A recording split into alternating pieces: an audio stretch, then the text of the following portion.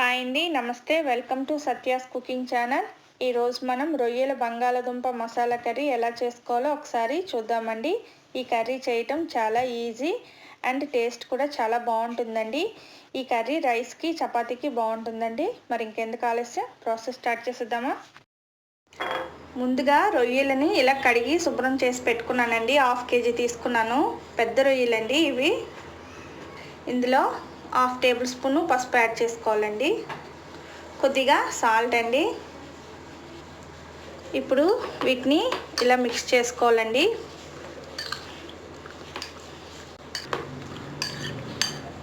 ఇలా సాల్ట్ను పసుపు వేసి ఇలా మిక్స్ చేసుకోవడం వల్ల రొయ్యలు నీచు వాసన వస్తాయి కదండి, అవి పోతాయి.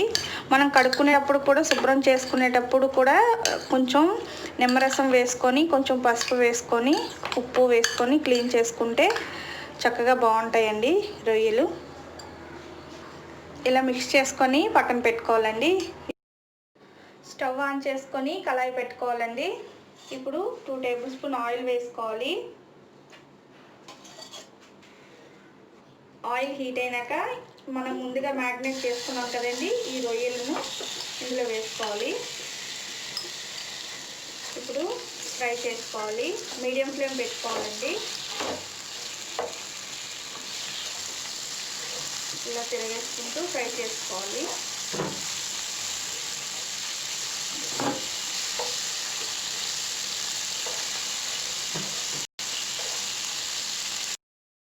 రొయ్యలు ఫ్రై అయిపోయండి. ఇప్పుడు మనం వీటిని బౌల్లోకి తీసేసుకుందాం. ఇలా బౌల్లోకి తీసేసుకోవాలి.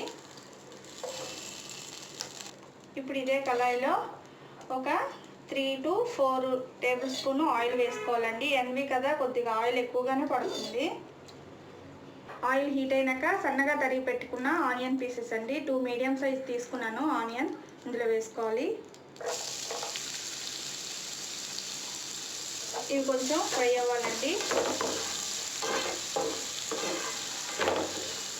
అలాగే 4 పచ్చిమిర్చి చీలికలండి. పచ్చిమిర్చి ఆనియన్ బాగా ఫ్రై అవ్వాలండి. కొద్దిగా కరివేపాకు వేసుకోవాలండి, ఇవి కూడా ఫ్రై అవ్వాలి. ఆనియన్, పచ్చిమిర్చి, కరివేపాకు ఫ్రై అయిపోయండి.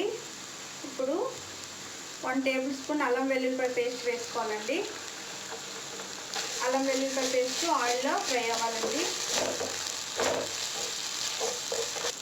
అల్లం వెల్లుల్లిపాయ పేస్ట్ ఫ్రై అయిపోయిందండి. ఇప్పుడు టమాటా పీసెస్ వేసుకున్నామండి. ఇందులో నేను 3 మీడియం సైజ్ టమాటా తీసుకున్నానండి, చిన్న చిన్న పీసెస్గా కట్ చేసుకున్నాను. ఇవి కొంచెం బాగా ఫ్రై అవ్వాలండి. మనం ఈ ఆనియన్, టమాటా అనేది సన్నగా తరుచుకోవడం వల్ల గ్రేవీ తిక్కుగా వచ్చి కర్రీ బాగుంటుందండి. కొద్దిగా సాల్ట్ వేసుకుంటున్నానండి, టమాటా త్వరగా మగ్గిపోతుంది. ఇప్పుడు ఒకసారి బాగా మిక్స్ చేసుకోవాలి. టమాటో మగ్గిపోయిందండి. ఇప్పుడు 2 టేబుల్ స్పూన్ కారం వేసుకుంటున్నాను. మీ స్పైసీకి తగ్గట్టు వేసుకోవాలండి చూసుకొని. 1.5 స్పూను ధనియాల పొడి వేసుకుంటున్నానండి. ఈ స్పూన్ చిన్నది, నేను అందుకని 1.5 స్పూన్ తీసుకుంటున్నాను. 1/2 టేబుల్ స్పూన్ జీలకర్ర పొడి అండి, 1/2 టేబుల్ స్పూన్ పసుపు అండి. ఈ పొడులన్నీ ఒకసారి ఆయిల్లో ఫ్రై అవ్వాలండి. స్పైసెస్ అన్నీ ఫ్రై అయిపోయాయండి. ఇప్పుడు నేను ఇందులో బంగాళాదుంపల్ని వేసుకుంటున్నానండి.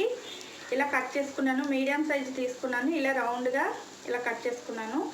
ఈ మసాలా ఇందులో వేసుకుంటున్నాను. ఈ మసాలాలో ఉడికి బంగాళదుంపలు మంచి టేస్ట్ అయితే వస్తుందండి. ఇప్పుడు ఒకసారి ఇలా మిక్స్ చేసుకోవాలండి. ఇందులో కొద్దిగా వాటర్ యాడ్ చేసుకోవాలండి. మన గ్రేవీకి తగ్గట్టు కొద్దిగా వాటర్ యాడ్ చేసుకోవాలి. ఇక్కడ నేను 1.5 గ్లాస్ వాటర్ పడుతుందండి వేసుకుంటున్నాను. ఇప్పుడు సరిపడగా సాల్ట్ వేసుకోవాలండి. చెక్ చేసుకొని వేసుకోవాలి, ఎందుకంటే టమాటో ఫ్రై చేసుకునేటప్పుడు మనం వేసుకున్నాం, రొయ్యల్లో కూడా వేసుకున్నాం కాబట్టి ఒకసారి చూసుకొని వేసుకోవాలి. ఇప్పుడు మూత పెట్టుకొని ఒక 5 నిమిషాలు ఈ బంగాళదుంపల్ని గ్రేవీలో కుక్ అవనివ్వాలండి. 5 మినిట్స్ తర్వాత మూత ఓపెన్ చేసి చూద్దామండి. గ్రేవీ కొద్దిగా దగ్గర పడిందండి. పొటాటో కూడా హాఫ్ కుక్ అయిపోయిందండి. ఇప్పుడు మనం ముందుగా ఫ్రై చేసి పెట్టుకున్నాం కదండి రొయ్యలని ఇందులో యాడ్ చేసుకోవాలి.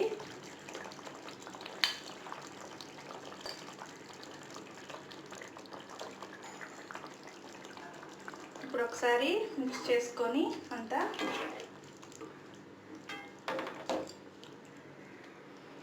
మూత పెట్టుకొని 6-7-8 మినిట్స్ కుక్ చేసుకోవాలండి. ఫ్లేమ్ని సిమ్లో పెట్టుకోవాలండి. మూత ఓపెన్ చేసి చూద్దామండి. ఇదిగోండి, చూసారా ఎంత బాగా కుక్ అయిందో, మంచి స్మెల్ వస్తుందండి. ఇప్పుడు ఫైనల్గా ఇందులో కొద్దిగా గరం మసాలా వేసుకోవాలండి. వేసుకొని ఒకసారి మిక్స్ చేసుకోవాలి.